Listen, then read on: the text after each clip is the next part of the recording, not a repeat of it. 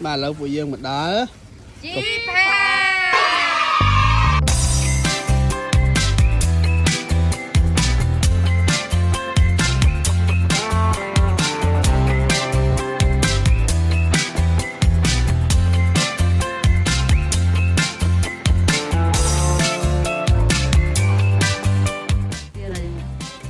Bữa cái đàn một kia rồi.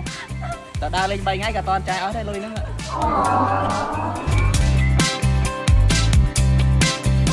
បាទនេះគឺជាតាមដងផ្លូវទៅជាផាតអ្នកទាំងអស់គ្នាទេសភាពគឺស្អាតតែន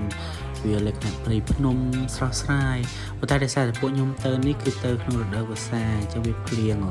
អាចសបានថតទេអ្នកទាំងអស់គ្នាភ្លៀងពេកតាមផ្លូវគឺភ្លៀងរហូតមុននឹងយើងទៅដល់គឺយើងត្រូវតែឆ្លងដល់សិនហើយគឺចិត្តទេអ្នកទាំងអស់គ្នាគេយកម៉ូតូមួយ 2000 រៀលកាខ្ញុំទៅអញ្ចឹងអ្នកទាំងអស់គ្នាដើម្បីទៅដល់ជាផាតហ្នឹងបាទ